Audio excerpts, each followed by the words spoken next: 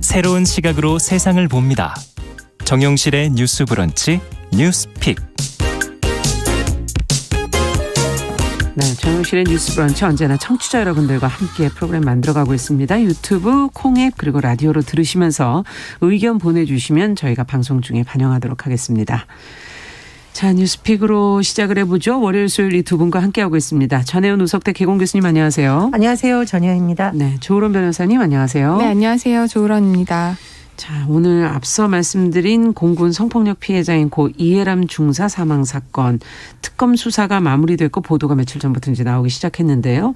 어제 특검팀 기자회견을 했는데 구체적으로 어떤 내용들이 나왔는지 먼저 좀 짚어볼까요, 조 변호사님? 네, 공군 성폭력 피해자 고 이해람 중사 사망 사건은 많은 분들이 기억을 하실 겁니다. 그럼요.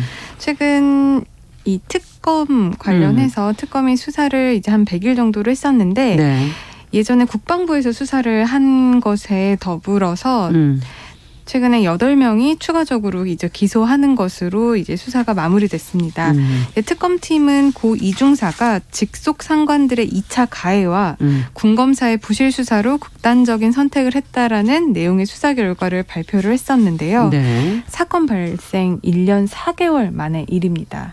사실상 이번에 특검팀의 수사가 종결이 되면서 기소가 됐지만 예. 사실 가해자들 그리고 2차 가해자들 그리고 부실 수사 논란에 지금 기소가 된 사람들이 이제 기소가 된 것으로 끝나는 것이 아니라 우리가 이것을 재판에서는 또 어떻게 판단이 될지 그렇죠. 우리가 그 부분까지 지금 지켜봐야 되는 상황인데 네. 일단 특검이 이번에 수사를 종결을 하면서 결과를 발표했기 때문에 그 사안 먼저 말씀드리도록 하겠습니다. 네, 특검에 따르면 20비행단 김모 대대장이 성폭력 가해자와 피해자를 분리해야 한다라는 지침을 어겼는데도 불구하고 분리를 했다라고 허위 보고를 했습니다. 그리고 또 그 고 이중사에게 사건을 덮자라고 회유를 하고 은폐 시도한 사람들을 알고 있었는데도 그들에 대한 징계의 의결을 요구하지 않았기 때문에 네. 허위 보고 및 위계 공무집행 방해 그리고 지휘관 직무유기로 기소를 했습니다.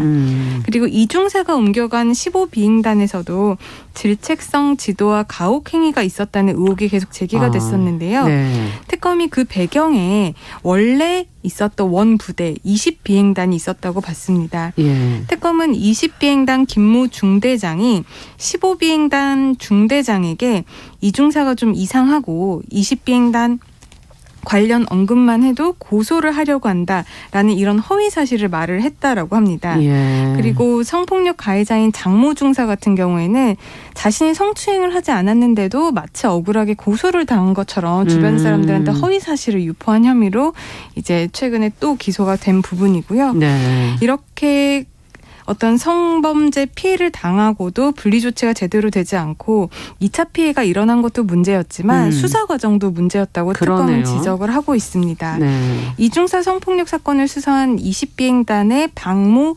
군검사입니다. 네. 이 군검사는 사실상 이런 심리적인 외상 그리고 2차 가해 정황, 자살 징후 이런 것들을 인지를 했는데 개인적인 휴가 일정 이런 것들을 이유로 조사를 신속하게 하지 않았거든요.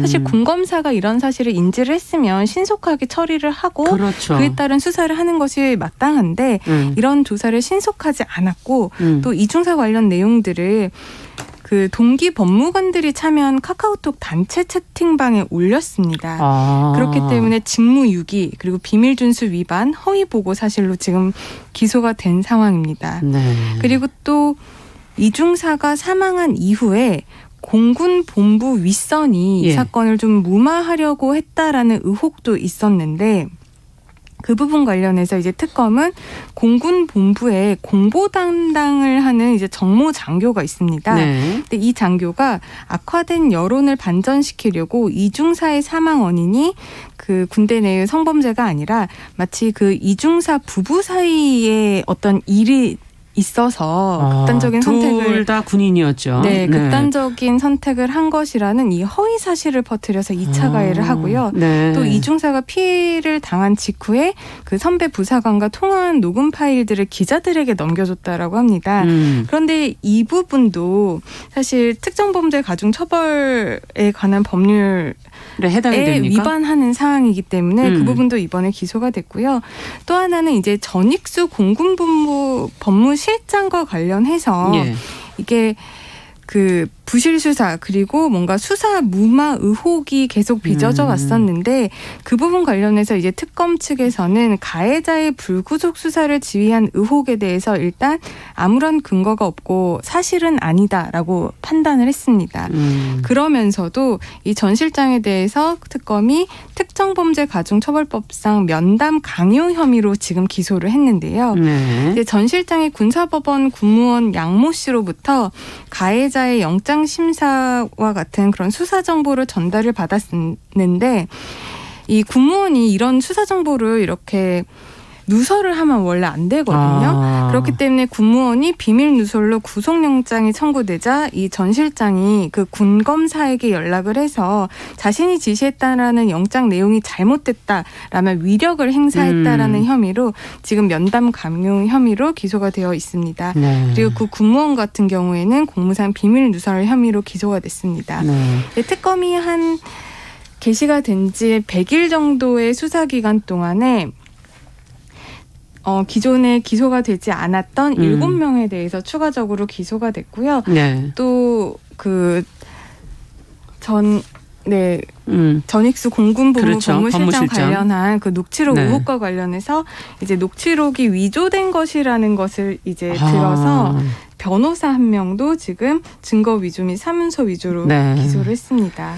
그렇기 때문에 이번에 100일간의 빠듯한 활동 기간을 마치고 추가적으로 2차 가해 그리고 부실 수사와 관련돼서 그런 관련자들을 기소한 데 의의가 있다라고 지금 언론 보도들이 판단을 하고 있습니다. 네, 지금 기소 규모가 어쨌든 커졌다 이런 부분에서 특검팀의 노력을 유가족들도 이제 높게 평가는 하지만 좀 부족하다는 반응도 좀 있어서요. 특검 수사에 대해서 주목됐던 그 수사 무마 의혹을 밝혀내지 못한 부분, 이 부분은 좀 아쉽다는 그런 지적들도 나오고 있고, 지금 내용을 이렇게 들으면서 한 사람의 사망 그 뒷면에 있었던 원칙대로 하지 않았던 모든 부분들이 얼마나 많이 설켜 있는가 이런 걸 좀 느끼게 되는 것 같아요. 어떤 부분을 두 분은 좀 주목해서 보셨습니까? 일단 국방부 검찰단 수사에서 밝혀지지 않았던 부분에 대해서 계속 추적을 해서 네. 특검이 추가로 기소를 했다라는 것은 의미가 있다고 보고요. 네. 또 이 군 성폭력 문제에 대해서 이렇게 특검이 발족한 과정 자체를 우리가 좀 새겨봐야 되는데 예. 다시 한번 짚어보자면 이해람 중사가 이렇게 성적인 피해를 당한 것도 너무 안타깝지만 이것을 그 이후에 가해진 2차 가해 문제 그리고 심지어 이것이 제대로 어떤 절차적인 것을 밟기까지 이 아버지가 나서가지고 여론에 호소한 거거든요. 그렇죠. 집회도 나가고 국회도 찾아오고 국민청원에도 올리고 이 과정을 다시 한번 짚지 않을 수 없습니다. 예. 그럼에도 불구하고 특검이 이런 결과를 낸 것은 의미가 있습니다만 다만 저는 굉장히 아쉬운 것은 유가족들도 지적을 했어요. 그 부실한 부분이 분명히 있다라고 지적을 했는데 네. 가해자에 대한 불구속 수사가 계속된 이유가 뭔지가 끝내 규명되지 않았다. 그 윗선이 법정에 세우지 못한 점은 아쉽다라는 지적이 계속 나오고 있는 것 같습니다. 네. 그리고 저는 안미영 특검이 한 언급 중에 굉장히 유심히 본 것이 있는데 네.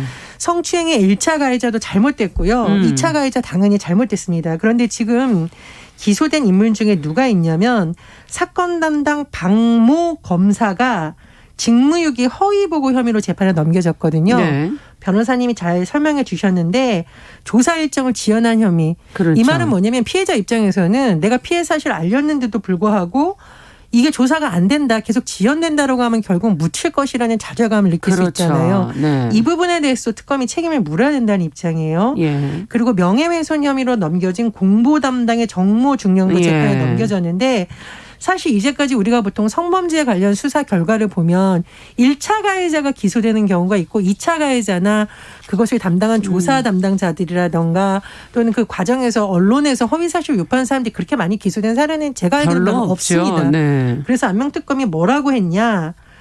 형법상 공범 개념으로 조직적으로 범행했다고 볼 수는 없지만 군대 문다를 개선해야 된다는 의미로 반드시 기소해야 된다 봤다.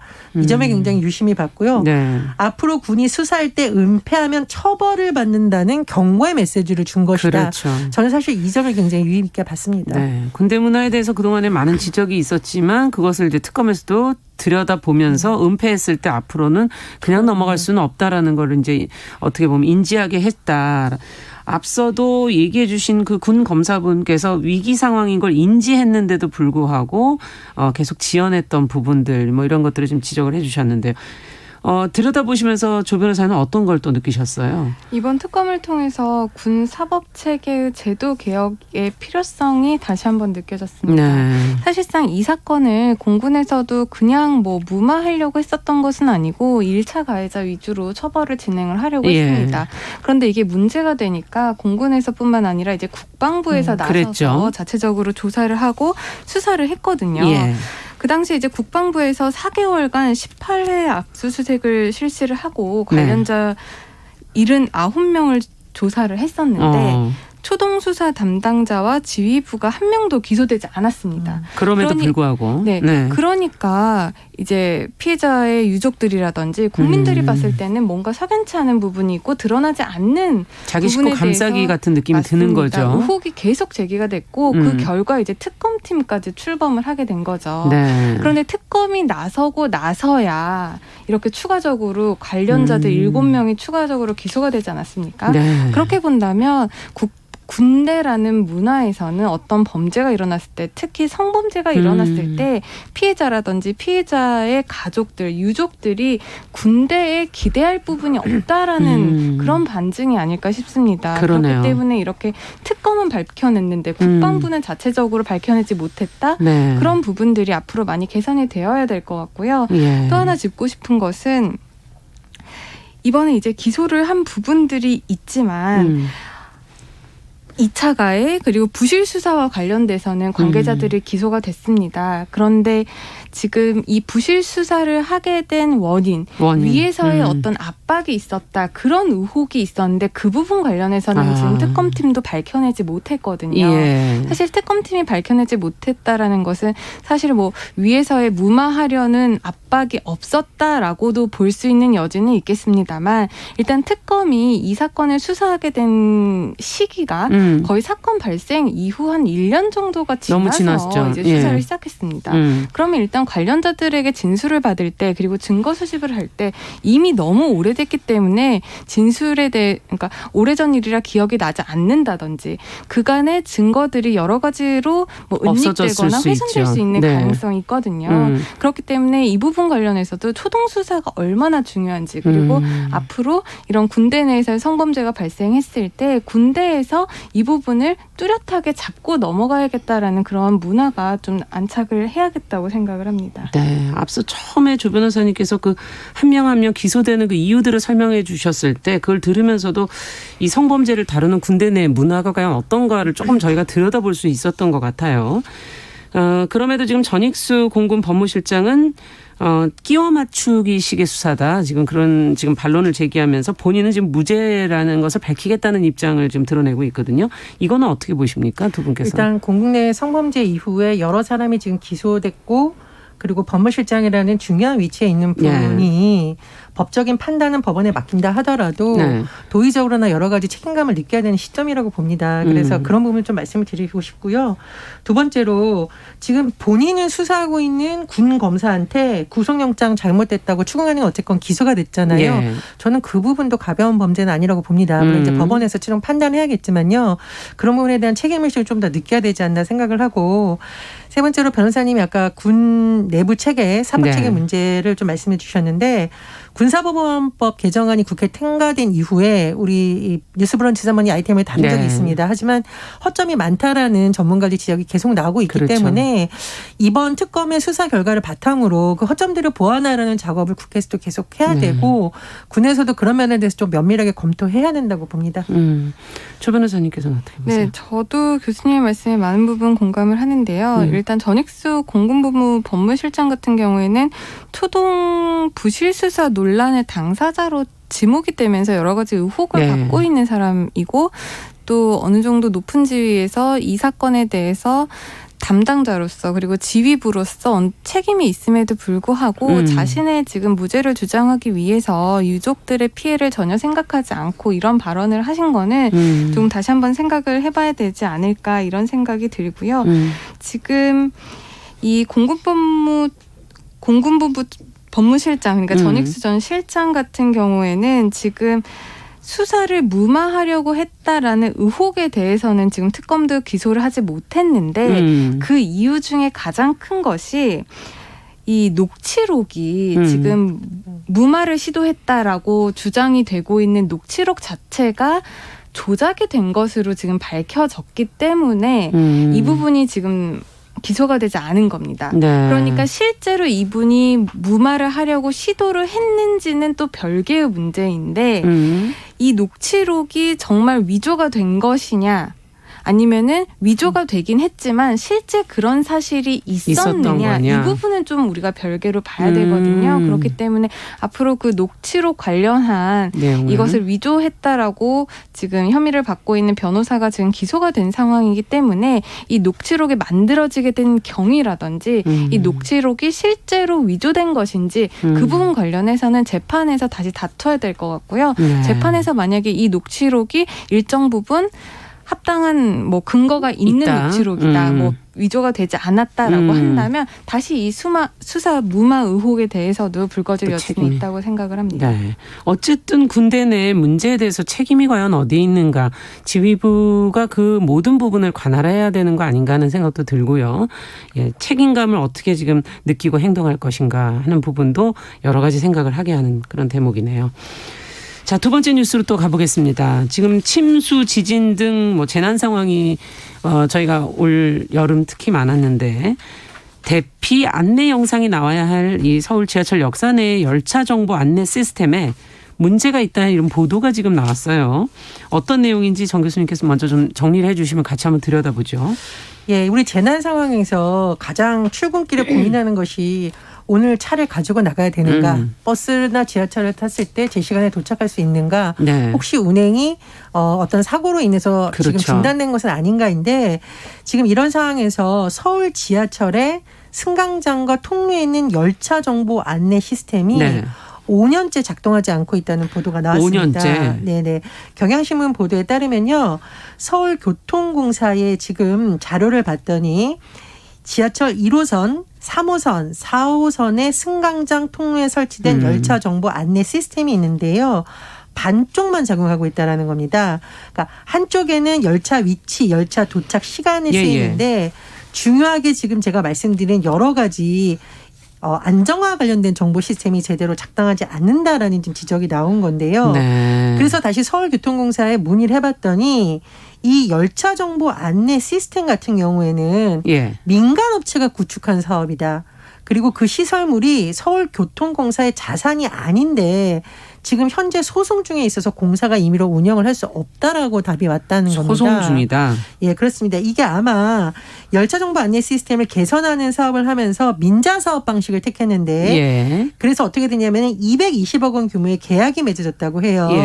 그래서 이것을 수주한 업체에서 광고 수익으로 돈을 번 다음에 광고 수익의 일부는 220억 계약 기간 동안에 서울교통공사에 분납하기로 했는데 이것을 수주한 A사가 계약급 분납을 자본 잠식으로 못하는 상황이 됐어요. 그렇다 보니까 이것이 소송까지 가게 된 거고 서울교통공사가 1심에서 일부 승소하긴 했습니다만 한 지금 그 소송이 제기된 이후인 2017년 5월부터 이것이 제대로 작동하지 않는다라는 비판이 나오고 있는 겁니다. 그런데 지금 이게 문제가 뭐냐면 제가 말씀을 드렸듯이 광고 이런 것도 뭐 시민들에게 필요한 정보일 수 있겠지만 정말 시민들에게 필요한 여러 가지 안정화 관련된 정보가 소송이든 뭐든 제대로 제공이 돼야 되는데 안 된다. 이런 부분에서 지금 언론에서 문제 제기를 하고 있는 거고요. 참고로 이번 폭우 때도 여러 가지 어떤 교통 정보에 대한 문제 제기가 있었는데요. 지금 서울시에서 하고 있는 시스템을 봤더니 일단 정류소에 버스 정보 안내 단말기가 있잖아요. 예, 예. 몇 번 버스 몇 분 후에 온다. 도착합니다. 예, 이렇게 네. 있고 도로 전광 표지가 있고 서울 교통 정보 시스템이 있습니다. 네. 토피스라고 하는데요. 토피스. 예, 그리고 서울교통공사 트위터에는 지하철 1호선에서 8호선에 그 상황이 나와 있다라고 해요. 근데 문제는 뭐냐면 그럼 출근할 때마다 시민들이 토피스에 접속을 해가지고 봐야 되느냐라는 문제입니다. 한마디로 접근성이 떨어지고 재난 상황에서 시민들이 직접 찾아보도록 하는 시스템에는 문제가 있다. 조금 더 개선이 돼야 된다. 이런 지적이 나오고 있고요. 특히나 버스 노선 우회 정보를 너무 찾기가 어렵다는 지적이 나오고 있는데 이런 정보는 토피스에 나오지가 잘 않는다는 거예요. 그렇군요. 그래서 이번 일을 계기로 시민들이 자주 활용을 하는 대중교통 정보가 재난 상황에서 어떻게 작동하고 있는지 시민들에게 제대로 알려주는 네. 시스템 개선이 필요하다는 지적이 나오고 있습니다. 네. 이번에 특히 뭐 너무 힘들었기 때문에 태풍도 그렇고요. 그 전에 이제 비가 왔을 때도 마찬가지고 어느 역을 거쳐서 가는지 뭐 그 역에 서는지 안 서는지도 이제 시민들이 다 알아야 될 부분인 것 같고요. 자, 그렇다면 민자 사업에서 지금 법적 분쟁까지 지금 있다는 얘기까지 해주셔서 민자 사업으로 이거를 계속 가져가야 되는지 이 부작용에 대해서는 또 한번 짚고 넘어가야 되지 않을까 하는 생각도 들거든요. 어떻게 보십니까, 조 변호사님께서? 네, 맞습니다. 이렇게 공익성이 강한 어떤 정책이라든지 시설 이런 것들을 민자 사업으로 넘기게 되면 정말 위기 상황에서 그 공익성이 훼손될 수가 있는 상황이 빚어집니다. 이번에도 지금 소송 중인 그런 열차 정보 안내 시스템 같은 경우에 소송 중이기 때문에 이것이 제대로 운영되지 않아서 네. 많은 시민들이 불편을 겪고 있는데요.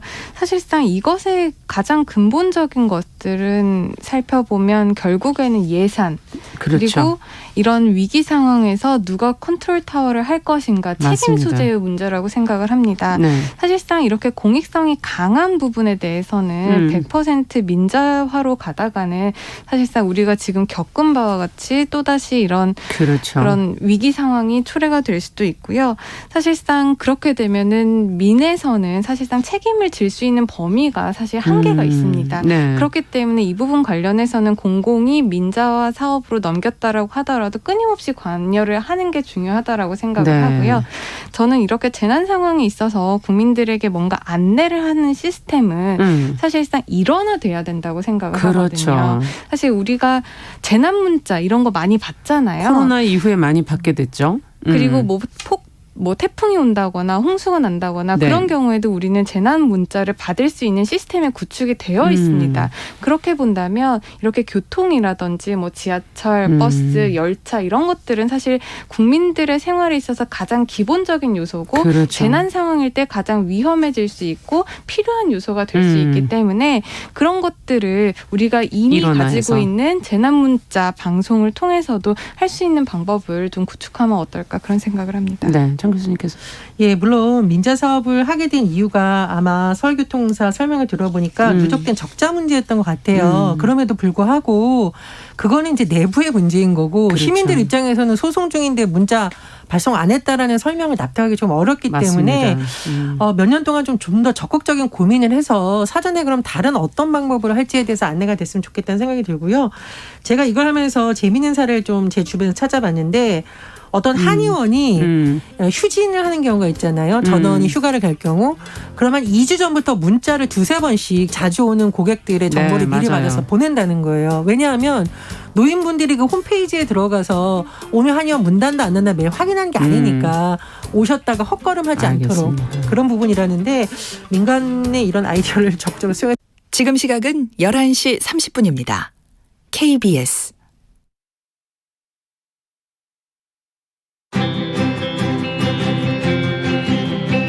누군가는 아깝다고 생각할 우리 사회의 다양한 비용들과 푼돈들, 삶의 전선에서 최선을 다하고 살아가는 우리의 모습도 제 몫에 맞는 평가와 그에 합당한 시선이 좀 필요한 시점이 아닌가 하는 생각을 해충이다, 이충이다 이거는 네. 순전히 사람의 그